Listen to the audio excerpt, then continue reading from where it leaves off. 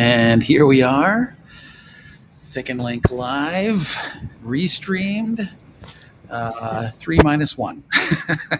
Yes. Our other guest is on the way, hopefully soon, as her technology catches up with her. Hopefully she'll be here in a moment. In the meantime, I'll do the brief intro of Capsule and who we are and why we're here. And if you're tuning into this a little bit late, you're probably wondering. We are a special projects team in Minneapolis. We put on this event to connect with our community, our colleagues, share some knowledge, hang out. It's our way of essentially giving back to our global community as everyone seeks new opportunities, friendships, and new professions. We are curious crew here at Capsule, so we're always seeking to learn from others in our significant network of thinkers and doers. And Andrew and Sally are definitely in that. We put on this thing on a bi-monthly basis, this virtual speaking environment, featuring conversations with people in design, innovation, retail, sustainability, entrepreneurship, and marketing. We've had an amazing list of guests, and there's room for chat in this conversation. We are on a new platform, and we have our fourth guest. Yes, it is good news all around. So, for our guests, feel free to put comments in the chat. You'll see a bit more on us show up in there and on our guests. But that's enough on me, and I'm going to hand it over to Kelly to introduce our guests. Great. Thank you, Aaron. Sally, Andrew, so excited to have you guys here today. Thanks for joining. And Sally, hey, technology, right? The bane of our existence. I'm You're here. my computer, so I'm starting on my phone, so I apologize. We got you. You're coming in loud and clear. We're so excited to have you guys, and we are excited to be streaming through 3 of Capsule's channels today. So not sure where our audience is joining us from, Twitter, Facebook, LinkedIn. But we will record and be sending this full video back out through our channels for those that couldn't make it live today. But before we jump into our questions, would love to turn it over to both of our guests to get a little bit of background, your journey, what brought you here today, and then we'll jump right in. So Sally, let's start with you, your background on who you are, and then of course Womaness. Yeah, well, thanks for having me. This is a real honor. Aaron and I have known each other for many, many years. So my background, I've been in retail and brand building for, God knows, 35 plus years, too long to count. Started my career at Target in headquarters as a merchant, spent about 10 years merchandising, and then I spent about 13 or so years in marketing at Target, working on everything from Design for All to the designer program, apparel and brand marketing. It was really a phenomenal experience. Had an amazing career, worked with so many incredible people. Hopefully some of them are listening today. And then I left about 11 years ago and started my own business, which really led me to work on the brand side more than the retail side, but, working with retailers like Target and many others, but really gave me, I think, all of the skill sets to really start my own brand, Womaness. So that is a little bit about my career. Had an amazing run with Who What Wear, which is a leading fashion media company. Helped them really extend into product, helped them incubate Burst, which is a clean skincare brand. Learned a lot about, building brands for millennials. So Womaness is all about the older consumer, huge white space in women's health, as you know, specifically focused on menopause. And the genesis of it was my own personal experience through menopause. So yes, I'm a businesswoman, but I really actually had a personal experience going through menopause and realized there wasn't really a product solution in the market that was, made with clean ingredients, modern packaging, kind of all the things that a millennial brand brings to the millennial consumer. And then education is so important for this woman, and inspiration, really celebrating this woman. And so those are, the pillars of our brand and why I started it. That's wonderful. Very personal story then. Yes, yeah. Sally, thank you. Thank you for your background. Andrew. little bit about yourself. Sure. Well, my name is Andrew, co-founder of a company called Pacha Soap Company. A little bit different story than Sally. I was in college. I was 19 years old, and I had the opportunity to travel to Peru while I was in school. And it was really my first interaction, like living and working in a different country than the United States. Definitely a formative time, and you see issues you don't necessarily see in the United States, and you also see really cool things, like things that are unique. And Peru is an interesting country because they have a pretty large indigenous population of native peoples that some don't even speak Spanish. And one thing that I noticed, well, two things. One, there were some issues in relation to sanitation, hygiene, basic things that we take for granted in the United States, lack of clean water, lack of running water in schools where I was working, not as many economic opportunities for people. Like the month I got there, I'm a kid from Kansas where it doesn't rain much, and the month I get to Peru in 2010, they had like a 50-year flood, and it was really devastating. It wiped out the route to Machu Picchu, which is an economic center for why people go to Peru. So you had, that issue in there in terms of not as much economic opportunity. But then you also have this really beautiful culture where people are still wearing clothing that has significant meaning, dyed by plants that are local plants.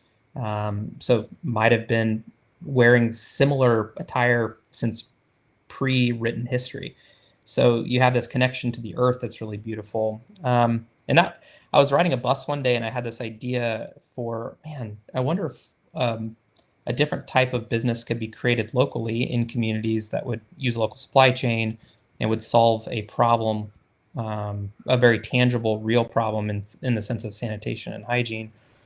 And that's where I had the idea. Like my brain kind of moves a lot of, I don't know, million miles an hour. And I thought, I wonder if something like a soap company would be really good. I knew that the supply chain existed. And so that was it. I was like, yes, this is exactly what I wanted to do. So I went home and I told my host family that I was living with that I was going to start a soap company in Peru. And they were like, okay. My host family thought I was a little bit nuts. My real family thought I was a little crazy. But I was so obsessed with this idea. And it took me, I was 19, I turned 20 while I was there.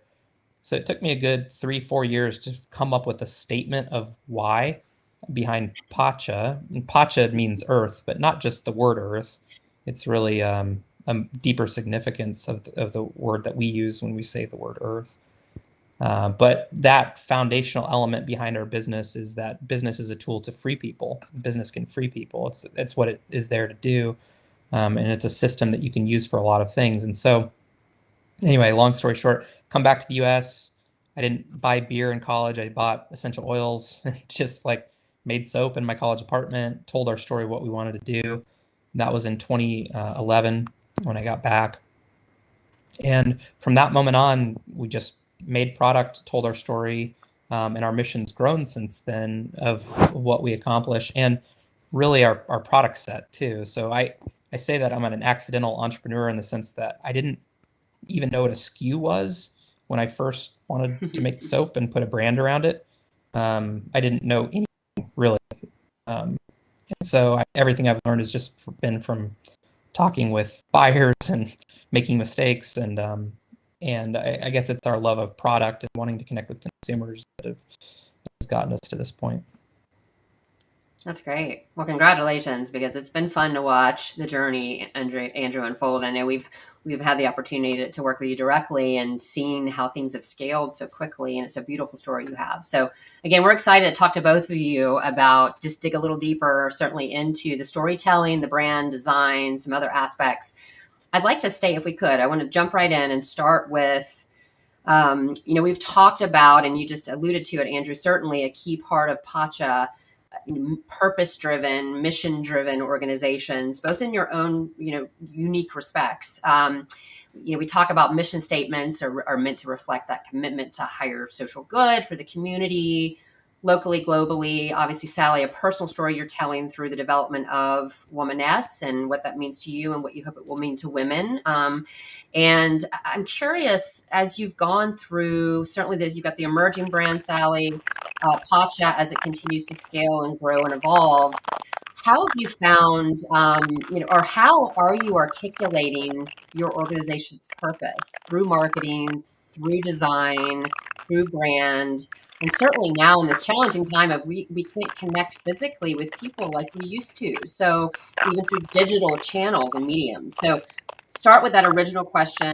Sally, let's start with you, and then Andrew would love your thoughts. Again, how are you articulating that story in the medium?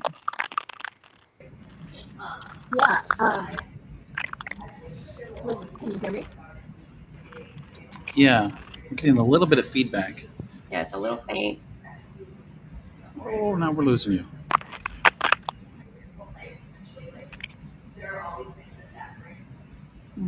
Oh, we can't hear you, Oh, Sally. shoot. We lost you. We'll come back to you. We'll come back to you. Hold that thought, because I'm sure we're going to get audio in a moment. But Andrew, why don't we start with you? If you could share a little bit about that storytelling. Yeah. Yeah, it's so funny. Like, when we first started as a brand, my passion was, it wasn't necessarily about soap. I would talk to people about, what enterprise can do, and the power that it can bring, the positive impact, the positive change it can bring. And um, and I came back to the States just absolutely passionate about that concept. A little bit of a zealot as a 20-year-old, and was really passionate. And what I found, I had my heart broken many times. I'd be the crazy guy next to a table of soap talking to people about, look, giving things away doesn't make any impact. Like, what if we had a social model that was more impactful? And then what I found is, I'd hold up a bar of soap and people would be like, "Oh, that smells amazing." And I'd be like, "Yeah, all right, cool, nice to meet you." And so I guess I started off like really thinking about a better way of solving, problems globally. And then what I learned is people really were craving a good product that was natural, and that they knew the maker, and that, they were curious about, well, why is this better? Which, our passion around making a good product to honor the earth was always part of our company. And so our storytelling initially was very much, focused on, look, there's a better, we call it raise the bar. We still use that terminology, but there's a better way of having an impact in a business, and there's a better way to make product. But it's shifted more now towards, as COVID hit, and this was even the case prior to, people need freedom in their daily life. They need a break, right? Like, everybody's a little bit run down. COVID accelerated it. So we found that our product, like, I saw this in people's eyes, was like the one time that people had some freedom, like, in their day. Maybe it was only 15 minutes in their bathroom, but it became a sanctuary, right? Like, you lock the door, the kids can't break it down. And so we really, like, shifted a lot of our messaging towards self-care, and found that that was a need that people already were coming to us for, when in reality I was thinking, like, we're going to solve the world's problems with soap, right? Which, is still the case, but we really went towards the need where people, they wanted more self-care, they wanted more time to themselves, and to have a product that was there for them, fit their need state, but also their emotional need state. That's how we shifted. Got it. So it's a shift in the hierarchy almost. It's still, obviously, you're doing good. You're doing good by, right? But yeah, I was like starting at the top of this self-actualized, like, hey, this is amazing, solving problems. And at the end of the day, people wanted something that smelled good, that gave them time away for their kids. That's great. We can be that too. There you go. Exactly. Solve the world's problems. I love that. Enjoy that. Thank you, Andy. That's great. Sally, you're back with us. I'm back, and hopefully you can hear me. This is great. Yes, perfectly. Woo! I guess I'm not PTO. I think much like Andrew, I mean, we are really trying to help women by not only providing product, but education, like I said, and inspiration. And, we think about every touch point as an opportunity to communicate that to our consumer. And so whether it's, Michelle and I as founders communicating that directly to our consumers through, email, through digital, through every press is obviously big channel for us. But also, even influencers, really surrounding ourselves with women that can amplify our message as well. And do it in a really authentic way, because it really, what we found, it doesn't work if the person speaking on our behalf isn't really trusted or isn't coming across as an authentic, almost spokesperson for us. So the more, the more the team around us is really believing in the mission and can truly articulate the mission without a hard sell around product, because it's so much bigger than that. And I think that's what's really working, is kind of thinking about every possible touch point as an opportunity to tell a story. And there's different dimensions to the story too. And I'm sure Andrew has the same thing. Sometimes it's much more about women's, helping women, giving them more information. Sometimes it is more product and ingredients. Sometimes it's really all about encouraging them and empowering them to find the right doctors, to help them. So there isn't necessarily one dimension to the story, but it's leveraging all of the touch points. That's great. No, and it's, I would imagine, again, as you continue to evolve, and because you're in that emerging state, that it's a test and learn. Right. What's resonating with our customers and our audiences. And so, right. Yeah. No, we've learned so much. Early on, we partnered with a lot of influencers, and it's great to do that because you bring in a lot of diversity of ages and all sorts of backgrounds. But what we have found, again, is that only a certain few really truly resonate with women. So it's really important to hone in on those kind of more deeper relationships. That's great. Thank you, Sally. Thank you both. Yeah, that's great. Well, I know we're going to have a lot of conversations about brand and about that piece of it, though I do want to talk about entrepreneurship and the attributes. You're both entrepreneurs. You both have been in that world long enough to start to pick up on the things that matter, the attributes. And I think there's a growing interest and a desire for more attention for entrepreneurship on the big corporate side. But I'm curious what you think about what's the most important attributes that someone has to have heading into that realm. Grit, resilience are words that come to mind. Are there other ones that you think are important? I've also put in there stubbornness. I've been accused of being stubborn at times, which could be confused with grit, or could be just confused with being German slightly. So I was actually going to ask if your word German. I don't know why that came up, but I looked at your last name and it just hit me. I'm like, I wonder if he's German. German Irish. So stubborn, and I like to write, and I like to drink. I like it. Those are good combinations. Right. I think, Aaron, I think you're hitting all the right words, the right attributes.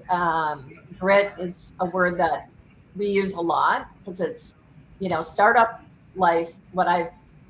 And I'm still learning how to adapt to it, because even working for a smaller company or your own business doesn't set you up for owning a business, owning a brand, where you feel so accountable. In my case, I'm accountable, obviously, to investors and to our consumer.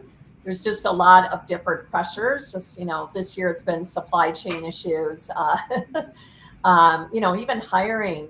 I know we'll talk about that later, but just even finding talent too that can persevere through this is really a challenge. But I think the only other thing that I think, another attribute is just like chief problem solver, and really being scrappy and able to solve problems quickly, yet thoroughly. You don't want to just put a Band-Aid on something that's really, needs a lot of due diligence on it.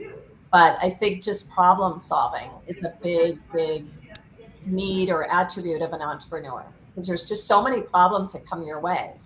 And you try to anticipate, anticipate so many of the problems, but it's just impossible to anticipate everything. So yeah. Hence, we're sitting in the middle of COVID. Right. right? Right. Nobody anticipated this Right. fun. Exactly. Andrew, you've got a little bit more time under your belts being an entrepreneur. What are the other things that you've noticed beyond stubbornness and grit? I mean, like for me, I've never done anything else. I've never worked anywhere really. And so I know, and I think that had some advantages in the sense that I didn't know what I didn't know. And so I just kind of walked into stuff like Forrest Gump, just found myself in a situation. And so, I mean, as I think about it, curiosity comes to mind Mm-hmm. because it's always asking why. And I think a lot of times we may think we know the answer, but man, being able to sit with it for a bit and think about why something is happening, um, regardless, like if you look at data or if you look at a category, trends, really anything, and the curiosity drives a lot. And I think if you lose curiosity, then everything's just going to be me too. You might not be solving actual problems that are worth solving, but curiosity is huge. I think empathy is huge too. Because at the end of the day, I mean, Yeah. if you can't feel people's problems, um, then I don't know why entrepreneurs even exist. Because, you know, entrepreneurs exist to go out on an adventure to solve problems for value. You know, a problem that is valuable to somebody else. That's what we do. And so if you can't really feel the problem, I think you just somewhat lose sight or track of what you're doing. And then I'd say the thing that's really benefited me, and this was easy for me because I'm kind of a dunce, like finding people that know more than you, finding people that are smarter than you at various things. Um, and I think, it was easy for me to do that. Like I didn't have another choice. I think it'd be really hard if I was really educated in every sphere, but I kind of walked in to say, okay, here's what I want to do. Here's what I'm passionate about.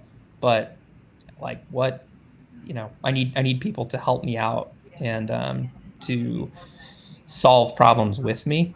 And ultimately that's helped to build an organization that goes beyond just my abilities. So that's been helpful. That's great. Yeah, I love what Joel put in the chat. Love. We Yeah. need to love people, what we do, the people we work with. Spot on. Absolutely.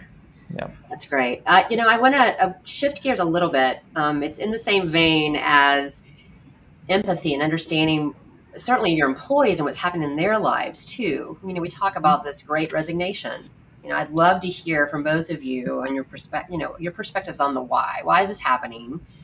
And then, and Sally, you were alluding to this earlier, I want to talk a little bit about, how organizations and how are your organizations, how are you endeavoring to successfully not only recruit good people, but retain good people, help them find their North Star, their purpose. Why? Because it's rare that you find employees of entrepreneurs or founders who are as passionate as you are about your business.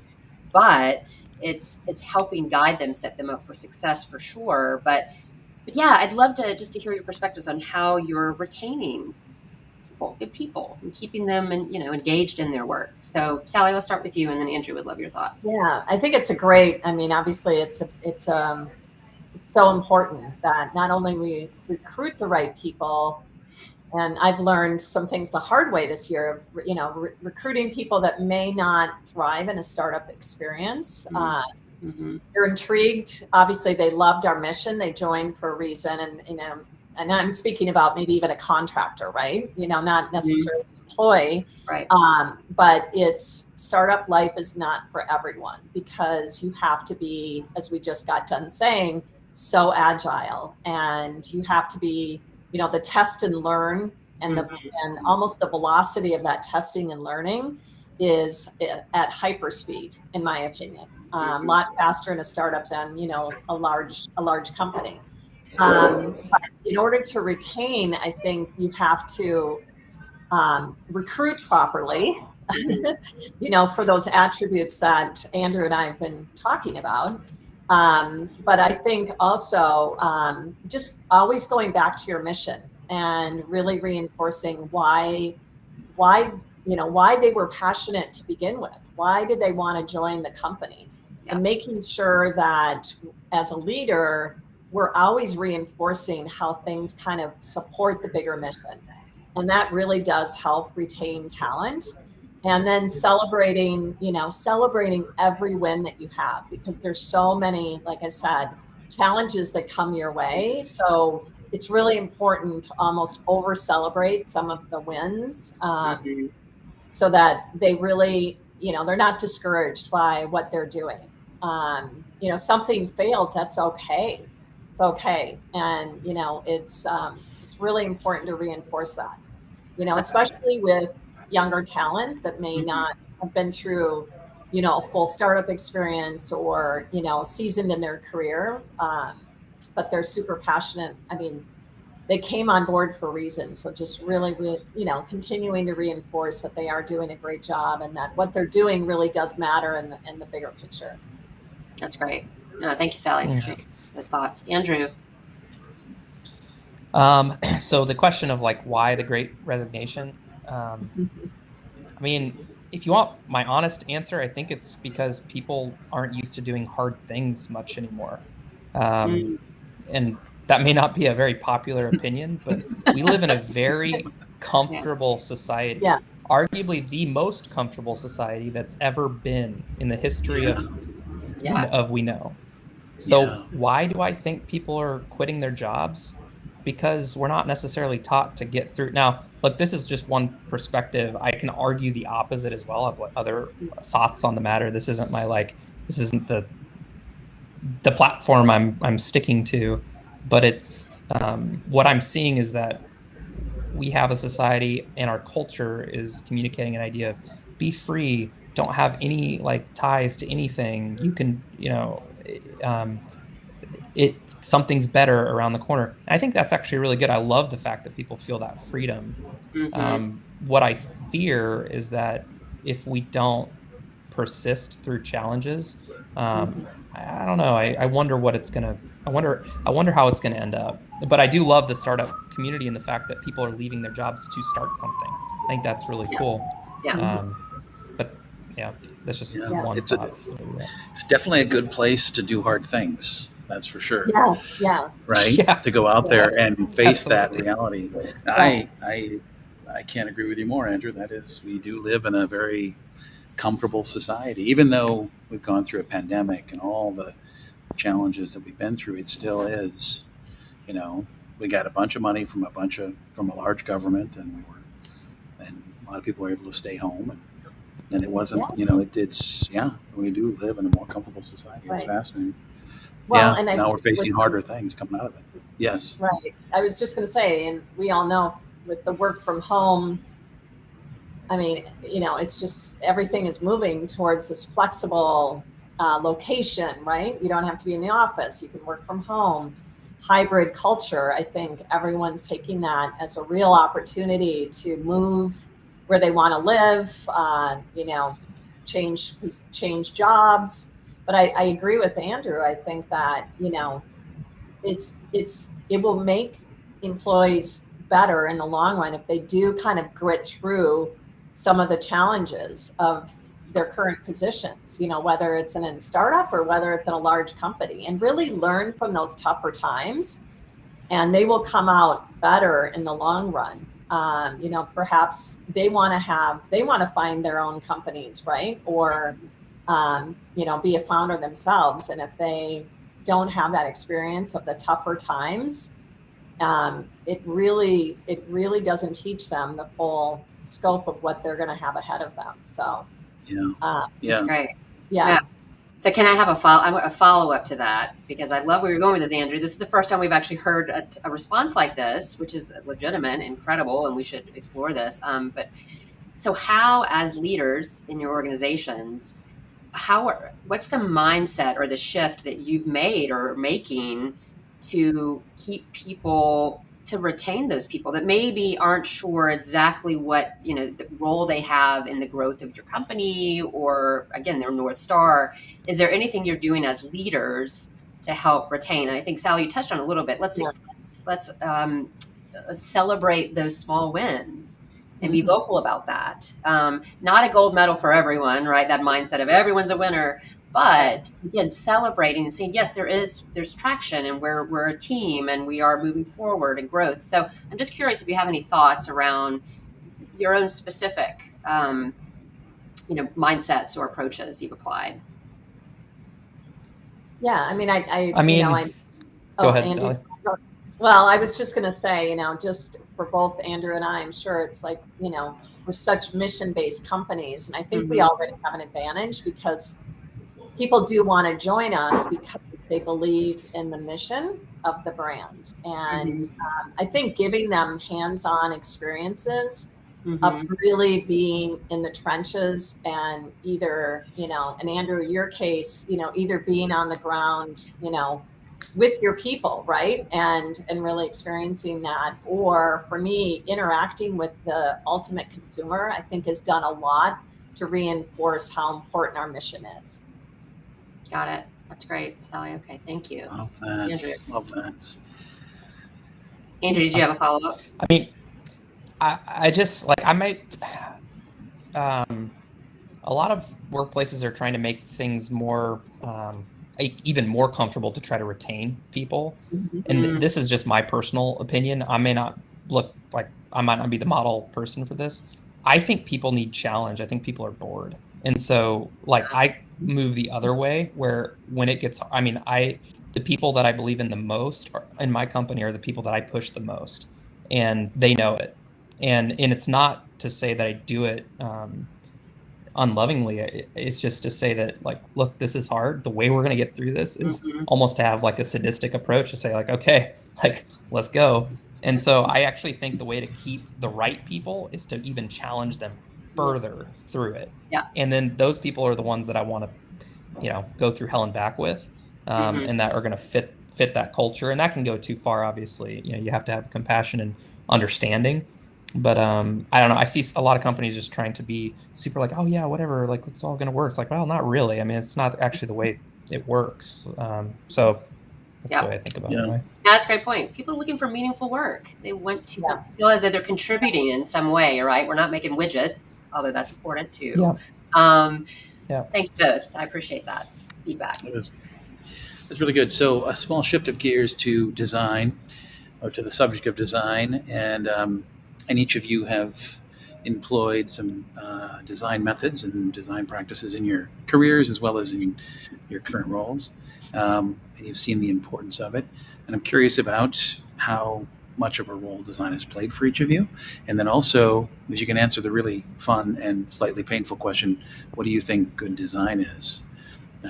When we put that question out there for people, it's often a look of are you kidding me? Well, some people just go right at it. I have an answer for that.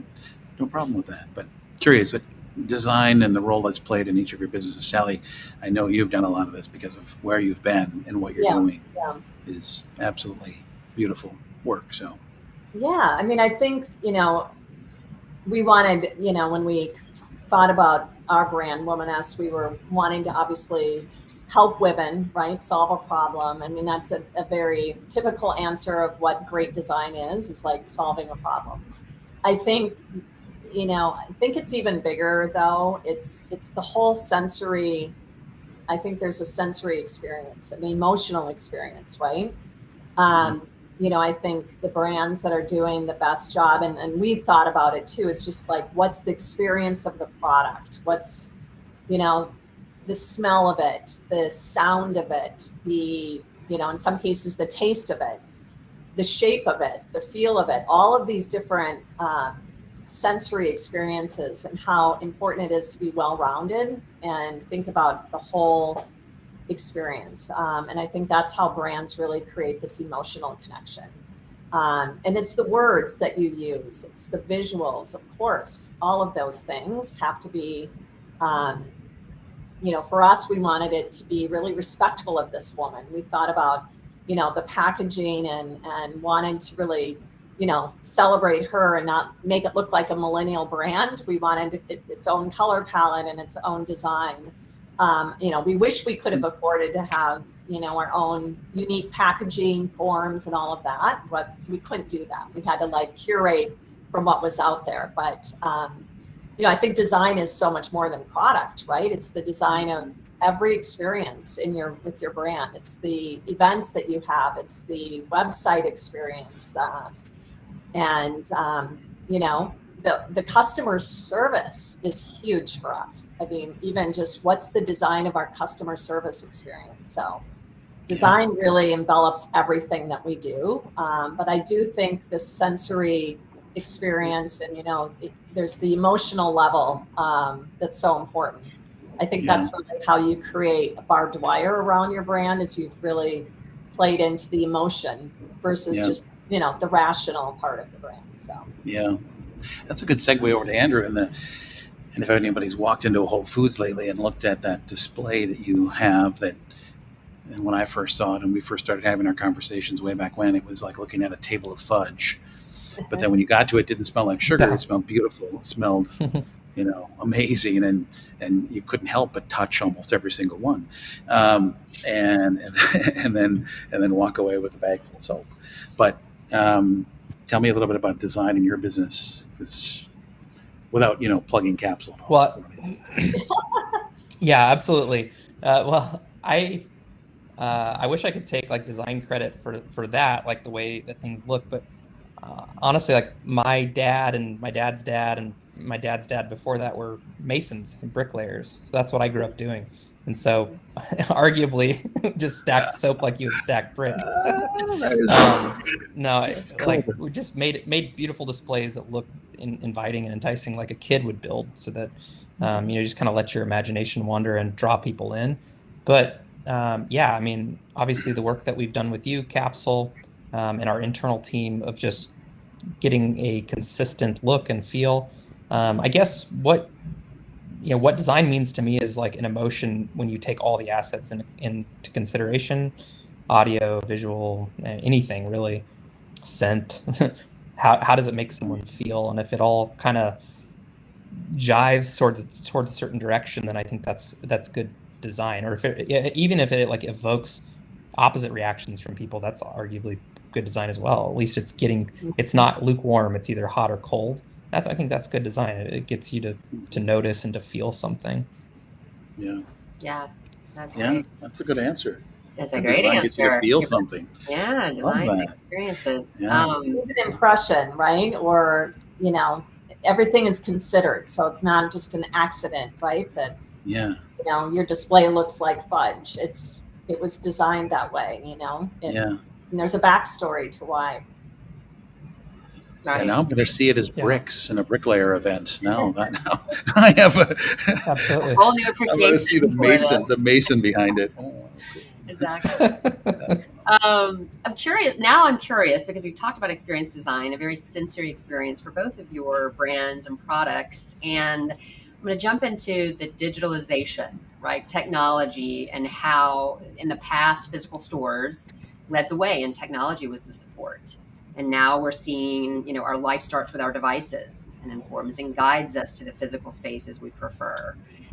I'd love to hear both of your perspectives on what brands are doing to unite the physical, so again, the sensory, those experiences in physical form, with the digital experience, and reinforce that brand voice for both of your brands.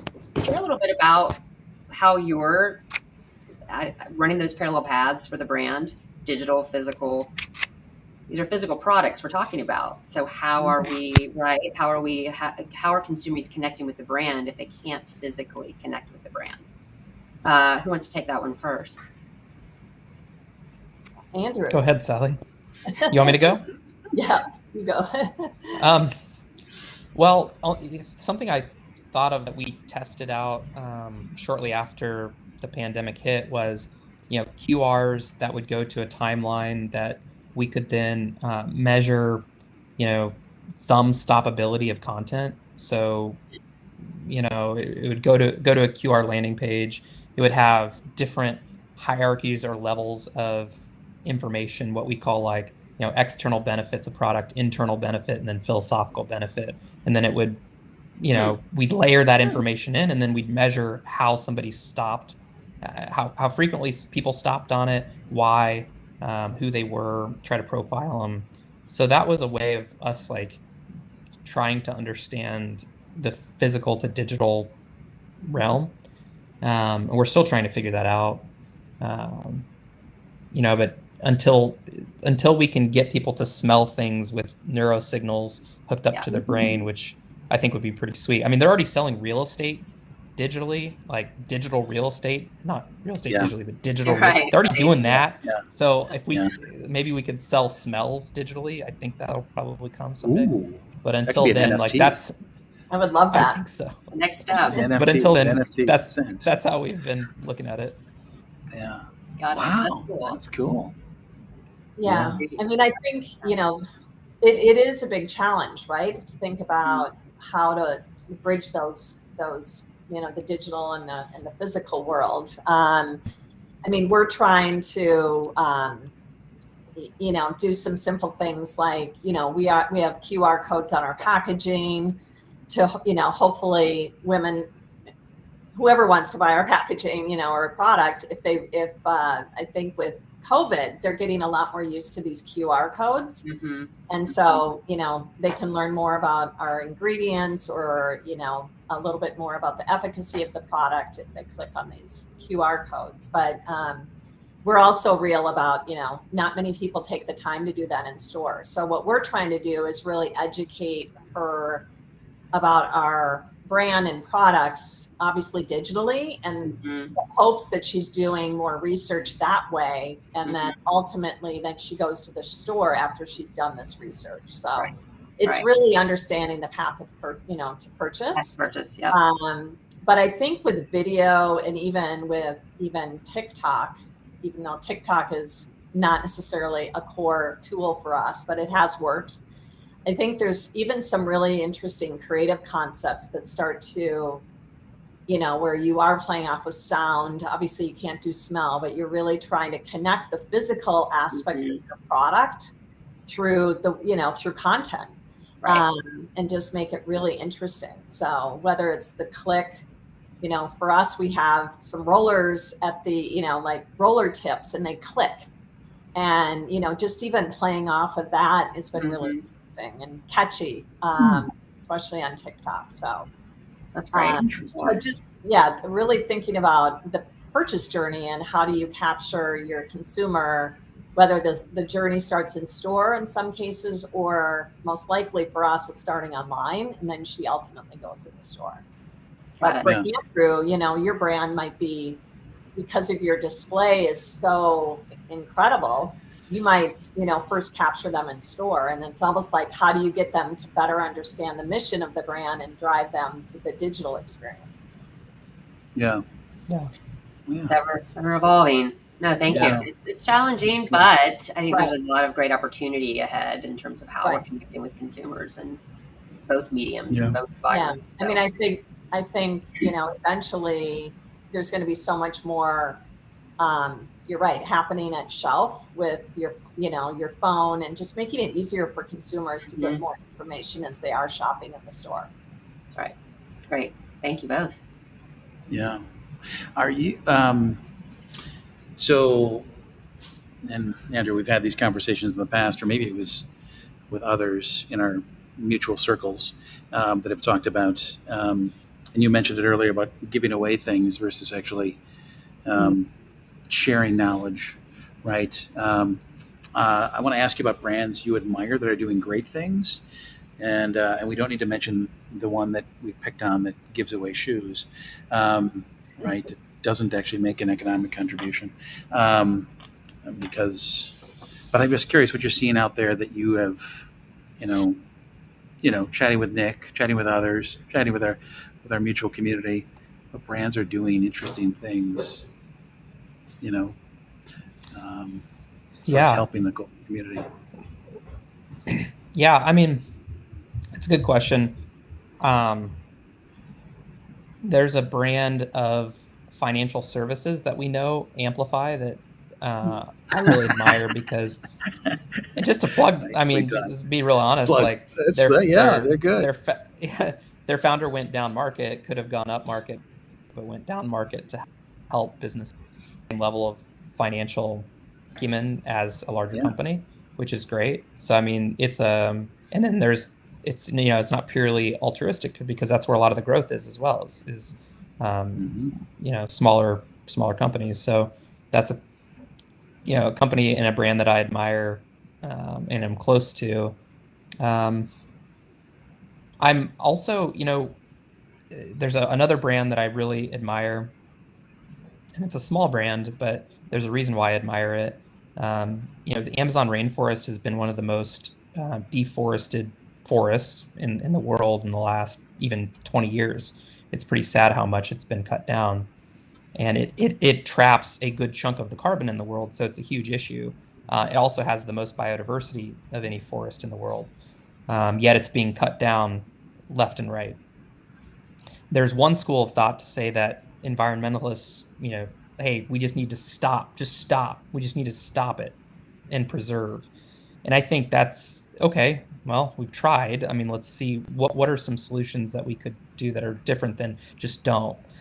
And there's a brand called Moena that uses certain essential oils from the Amazon for healing purposes.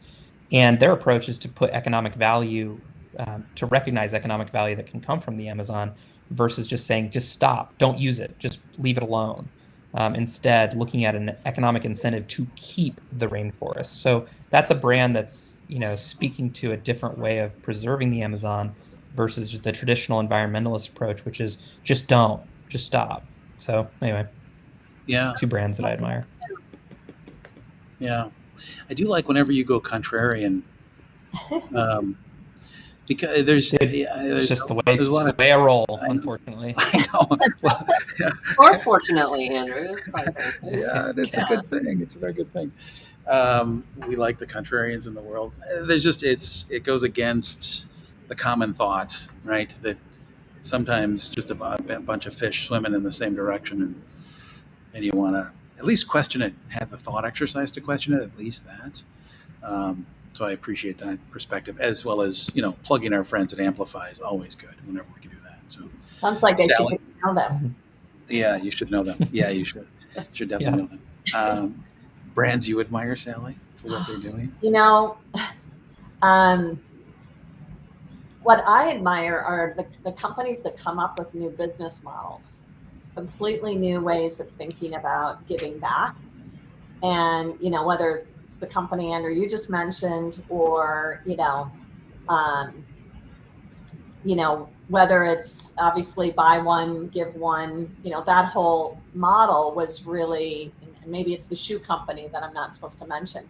But I mean, I just think coming up with new models, new business models that actually do make a difference and give back. So, for me, it's not just one brand, because I think what happens is so many brands that start to copy the brand that kind of led the model, but really thinking about new models of business and how you can give back and make things more, in the end, philanthropic or democratic.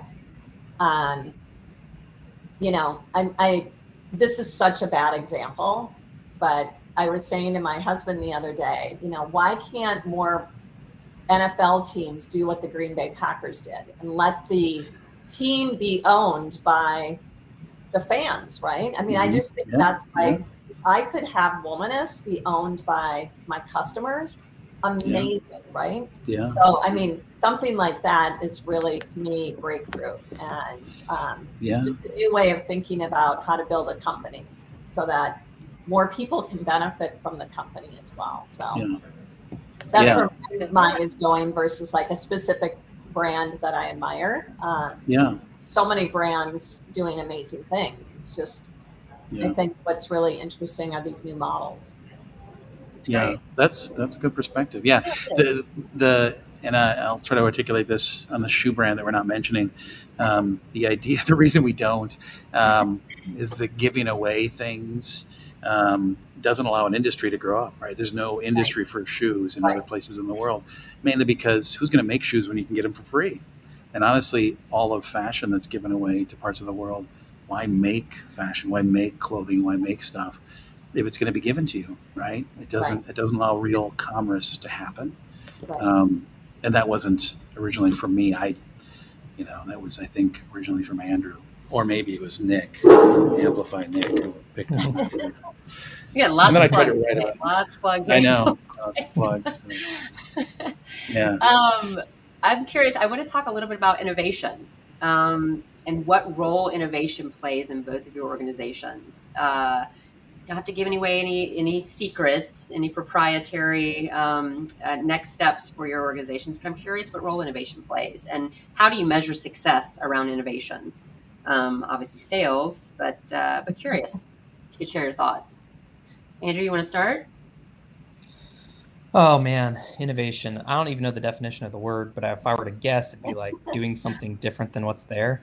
So Let's start with we that. try a lot of things. Yeah, we try a Yeah. lot of things, and we abide by Pareto's principle a lot. And really, it's just the principle of momentum, right? So Mhm. if you try something and momentum follows, then you start to innovate around that momentum. And so we do this in like product lines that maybe it didn't do well, but there was a really interesting insight in that somebody was willing to pay for an attribute of that product. So that's an Yeah. innovation success if we apply it to a different category. So I think for us, we've launched hundreds and hundreds of SKUs over the past 7-8 years, and we've learned a lot from that. And it's all channel specific, obviously, but yeah, we've learned a lot, but it's like it's looking at it. It's more of a nuanced approach because something isn't purely just a failure, purely just a success. It's usually gray, and you can take the tidbits of the product to understand the motivation of why. Back to curiosity. So, Yep. Yeah, for us, innovation is a product function, product market fit function. Got it. Great. Love that. Sally.